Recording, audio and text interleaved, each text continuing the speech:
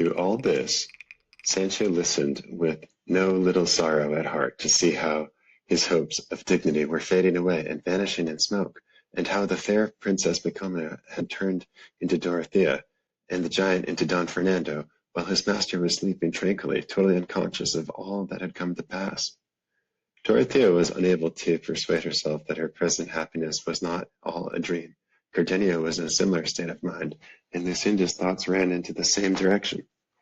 Don Fernando gave thanks to heaven for the favor shown to him for having been rescued from the intricate labyrinth in which he had been brought so near the destruction of his good name and of his soul. And in short, everybody in the inn was full of contentment and satisfaction at the happy issue of such a complicated and hopeless business. The curate, as a sensible man, made sound reflections upon the whole affair, and congratulated each upon his good fortune, but the one that was in the highest spirits and good humour was the landlady, because of the promise Cardenio and the curate had given her to pay for all the losses and damage she had sustained through Don Quixote's means. Sancho, as had been previously said, was the only one who was distressed, unhappy, and dejected, and so, with a long face, he went into his master, who had just awoke, and said to him, "Sir, rueful countenance, your worship may well sleep on as much as you like, without troubling yourself about killing any giant or restoring her kingdom to the princess, for that is all over and settled now." I should think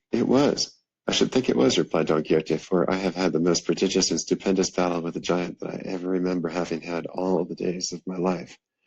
and with one backstroke, swish, I brought his head tumbling to the ground, and so much blood gushed forth from him that it ran in rivulets over the earth like water. "Like red wine, your worship had better said," replied Sancho, "for I would have you know, if you don't know it, that the dead giant is a hacked wineskin, and the blood 24 gallons of red wine that it had in its belly, and the cut-off head is the bitch that bore me, and the devil take it all." "What art thou talking about, fool?" said Don Quixote. "Art thou in thy senses?" "Let your worship get up," said Sancho, "and you will see the nice business you have made of it, and what we have to pay, and you will see the queen turned into a private lady called Dorothea, and other things that will astonish you if you understand them." "I shall not be surprised at anything of the kind,"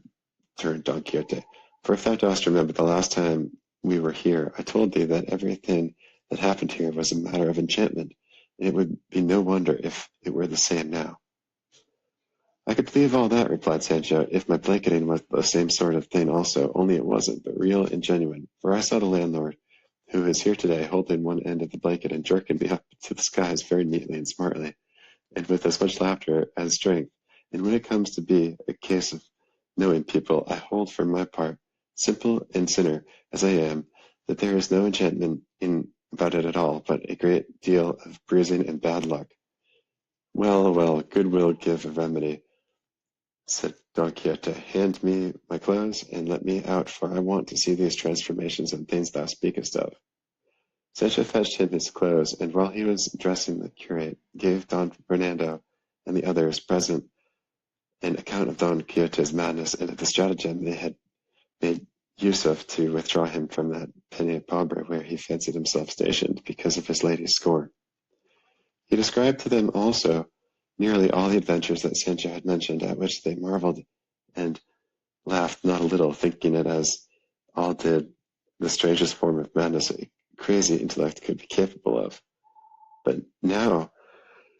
the curate said that the Lady Dorothea's good fortune prevented her from proceeding with their purpose, it would be necessary to devise or discover some other way of getting him home.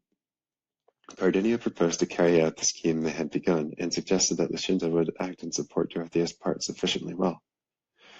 "No," said Don Fernando, "that must not be, for I want Dorothea to follow out this idea of hers, and the worthy gentleman's village is not very far off. I shall be happy if I can do anything for his relief." "It is not more than 2 days' journey from this," said the curate.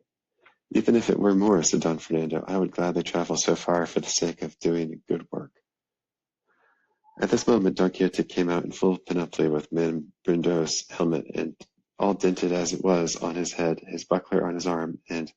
leaning on his staff or pike. The strange figure he presented filled Don Fernando and the rest with amazement as they contemplated his lean yellow face, half a league long, his armour of all sorts, and the solemnity of his deportment. They stood silent, waiting to see what he would say, and he, fixing his eyes on fair Dorothea, addressed her with great gravity and composure. I am informed, fair lady, by my squire here, that your greatness has been annihilated, and your being abolished, since from a queen and lady of high degree as you used to be, you have been turned into a private maiden. If this has been done by the command of the magician king your father, through fear that I should afford you the aid you need and are entitled to, I may tell you he did not know and does not know half of the mass, and was little versed in the annals of chivalry, for if he had read and gone through them as attentively and deliberately as I have, he would have found at every turn that knights of less renown than mine have accomplished more difficult things. It is no great matter to kill a whelp of a giant, however arrogant he may be, for it is not many hours since I myself was engaged with one, and I will not speak of it, that they may not say I am lying. Time, however, that reveals all, will tell the tale when you least expect it. You were engaged with a couple of wineskins, and not a giant, said the landlord at this, but Don Fernando told him to hold his tongue, and on no account interrupt Don Quixote, who continued, I say in conclusion, high and disinherited lady, that if your father had brought about this metamorphosis in your person for the reason I have mentioned, you ought not attach any importance to it, for there is no peril on earth through which my sword will not force away, and with it, before many days are over, I will bring your enemy's head to the ground, and place on yours the crown of your kingdom. Don Quixote said no more, and waited for the reply of the princess, who, aware of Don Fernando's determination to carry on the deception until Don Quixote had been conveyed to his home, with great ease of manner and gravity made answer, Whoever told you, valiant knight of the rueful countenance, that I had undergone any change or transformation did not tell you the truth, for I am the same as I was yesterday. It is true that certain strokes of good fortune that I have given me more than I could have hoped for have made some alteration in me, but I have not therefore ceased to be what I was before, or to entertain the same desire I have had all through availing myself of the might of your valiant and invincible arm. And so, Senor, let your goodness reinstate the father that begot me in your good opinion, and be assured that he was a wise and prudent man, since by his craft he found out such a sure and easy way of remedying my misfortune. For I believe, Senor, that had it not been for you, I should never have lit upon the good fortune I now possess. And in this I am saying what is perfectly true, as most of these gentlemen who are present can fully testify.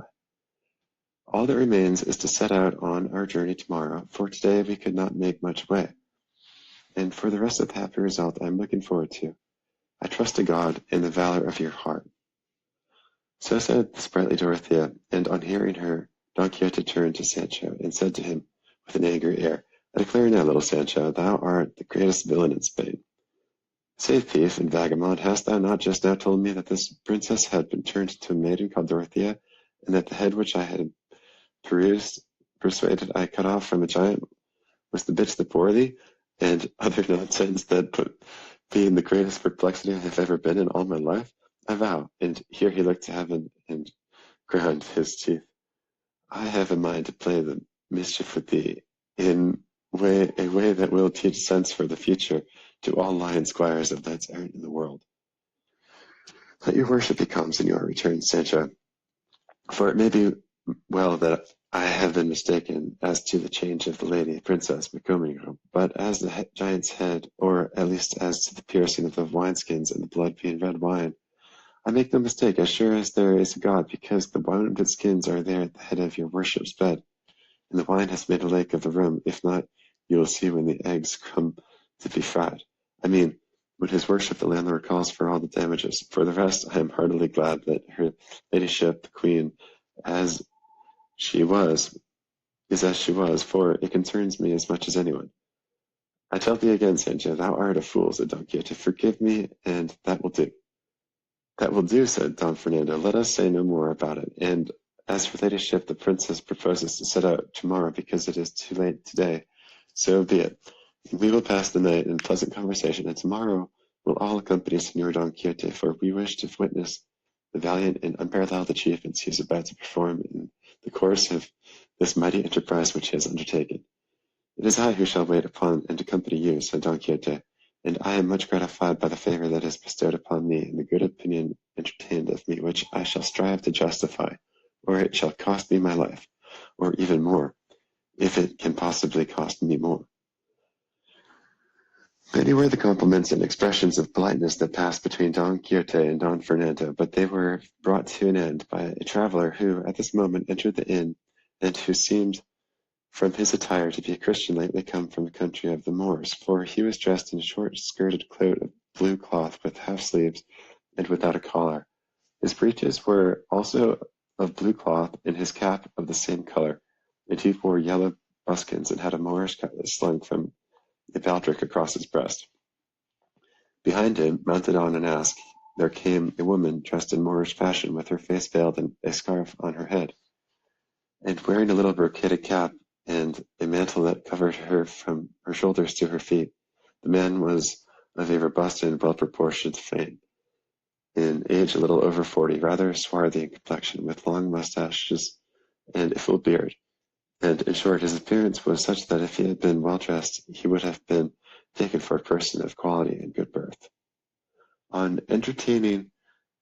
he asked for a room, and when they told him there was none in the inn, he seemed distressed, and approaching her, who by her dress seemed to be a Moor, he took her down from the saddle in his arms. Lucinda, Dorothea, the landlady, her daughter, and Maritornes, attracted by the strange and then entirely new costume, gathered round her, and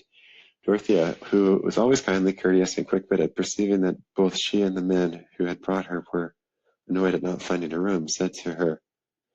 "Do not be put out, Signora, by the discomfort and want of luxuries here, for it is the way of roadside inns to be without them. Still, if you will be pleased to share our lodging with us," pointing to Lucinda, "perhaps you will have found worse accommodation in the course of your journey." To this the veiled lady made no reply. All she did was to rise from her seat, crossing her hands upon her bosom, bowing her head and bending her body as a sign that she returned thanks. From her silence they concluded that she must be a Moor and unable to speak a Christian tongue. At this moment the captive came up, having been until now otherwise engaged, and seeing that they all stood round his companion, and that she made no reply to what they addressed to her, he said, "Ladies,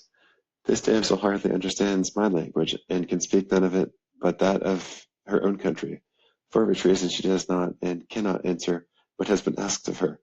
"Nothing has been asked of her," returned Lucinda. "She has only been offered our company for this evening, and a share of the quarters we occupy, where she shall be as comfortable as the circumstances allow, with the good will we are bound to show all strangers that stand in the need of it,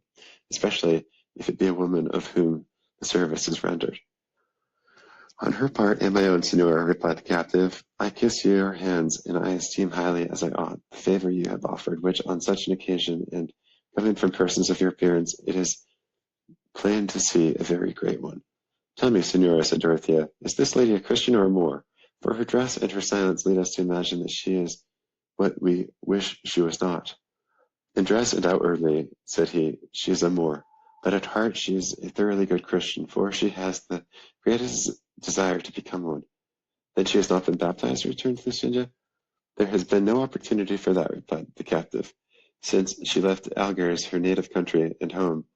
and up to the present she has not found herself in any such imminent danger of death as to make it necessary to baptize her before she has been instructed in all the ceremonies of our Holy Mother Church ordains. But, please God, ere long she shall be baptized with the solemnity benefiting her, which is higher than her dress or mine indicates." By these words he excited a desire in all who heard him to know who the Moorish lady and the captive were,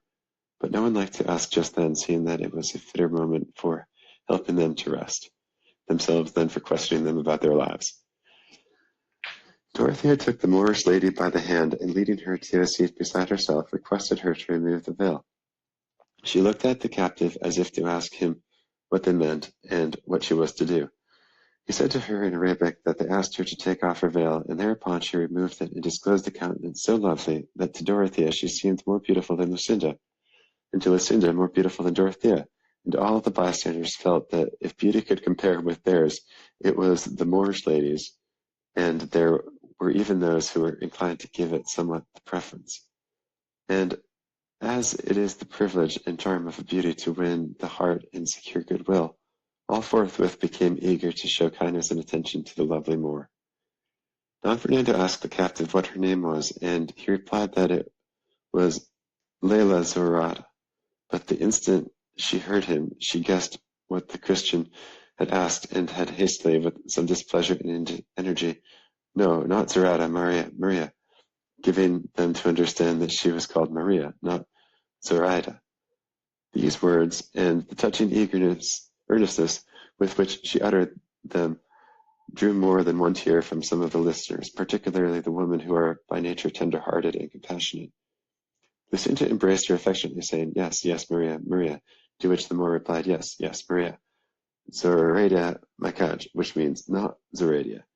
Night was now approaching, and by the orders of those who accompanied Don Fernando, the landlord had taken care and pains to prepare for them the best supper that was in his power. The hour therefore having arrived, they all took their seats at a long table, like a refectory one, for round or square table there was none in the inn, and the seat of honor at the head of it was, though he was for refusing it, they assigned to Don Quixote, who desired the lady Micomicona to place herself by his side, for he was her protector. Lucinda and Zoraida took their places next to her. Opposite to them were Don Fernando and Cardenio, and next the captive and the other gentlemen, and by the side of the ladies, the curate and the barber. And so they supped in high enjoyment, which was increased when they observed Don Quixote leave off eating, and, moved by an impulse like that which made him deliver himself at such length when he supped with goatherds, the goatherds began to address them. "Verily, gentlemen, if we reflect upon it, great and marvellous are the things they see who make profession of the order of knight-errantry. Say, what being is there in this world who, entering the gate of this castle at this moment, and seeing us as we are here, would suppose or imagine us to be what we are? Who would say that this lady who is beside me was the great queen that we all know her to be, or that I am that knight-errant of the rueful countenance, trumpeted far and wide by the mouth of fame? Now there can be no doubt that this art and calling surpasses all those that mankind has invented, and is the more deserving of being held in honor in proportion as it is the more exposed to peril. Away with those who assert that letters have the preeminence over arms. I will tell them, whosoever they may be, that they know not what they say. For the reason which such persons commonly assign, and upon which they chiefly rest, is, that the labors of the mind are greater than those of the body, and that arms give employment to the body alone, as if the calling were a porter's trade, for which nothing is more required than sturdy strength. Or as if in what we who profess them call arms, there were not included acts of vigor for the execution of which high intelligence is requisite. Or as if the soul of the warrior, when he has an army, or the defense of a city under his care, did not exert itself as much by mind as by body. Nay, see whether by bodily strength it be possible to learn or divine the intentions of the enemy, his plans, stratagems, or obstacles, or to ward off impending mischief, for all these are the work of the mind, and in them the body has no share whatever. Since therefore arms have need of the mind as much as letters, let us see now which of the two minds, that of the man of letters or that of the warrior, has most to do, and this will be seen by the end and goals that each seeks to attain. For that purpose is the more estimable which has for its aim the nobler object. The end goal of letters, I am not speaking now of divine letters, the aim of which is to raise and direct the soul to heaven, for with an end so infinite no other can be compared. I speak of human letters, the end of which is to establish distributive justice, give to every man that which is his, and see and take care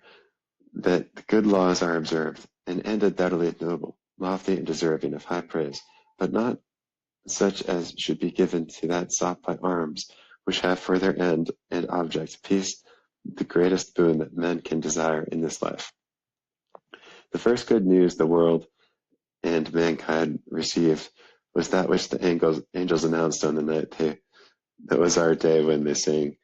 in the air, "Glory to God in the highest, and peace on earth to men of good will," and the salutation which the great master of heaven and earth taught his disciples and chosen followers when they entered any house, was to say, "Peace be on this house," and many other times he said to them, "My peace I give unto you, my peace I leave you. Peace be with you." A jewel and a precious gift given and left by such a hand, a jewel without which there could be no happiness either on earth or in heaven. This peace is the true end of war, and war is only another name for arms. This then being admitted that the end of war is peace, and that so far has the advantage of the end of letters, let us turn to the bodily labors of man, the men of letters, and those of him who follows the profession of arms, and see which are the greater. Don Quixote delivered his discourse in such a manner and in such correct language that for the time being he made it impossible for any of his hearers to consider him a madman. On the contrary, as they were mostly gentlemen to whom arms are an appurtenance by birth, they listened to him with great pleasure as he continued. Here then, I say, is what the student has to undergo, first of all, poverty. Not that all are poor, but to the case as strongly as possible, but to put the case as strongly as possible, and when I have said that he endures poverty, I think nothing more need be said about his hard fortune, for he who is poor has no share of the good things of life. This poverty he suffers from in various ways, hunger or cold or nakedness, or altogether, but for all that, it is not so extreme but that he gets something to eat, though it may be at somewhat unseasonable hours, and from the leavings of the rich. For the greatest misery of the student is what they themselves call going out for soup, and there is always some neighbor's brazier or hearth for them, which, if it does not warm, at least tempers the cold to them, and lastly, they sleep comfortably at night under a roof. I will not go into other particulars, as, for example, want of shirts, and no superabundance of shoes, thin and threadbare garments, and gorgings themselves to surfeit in their voracity when good luck has treated them to a banquet of some sort.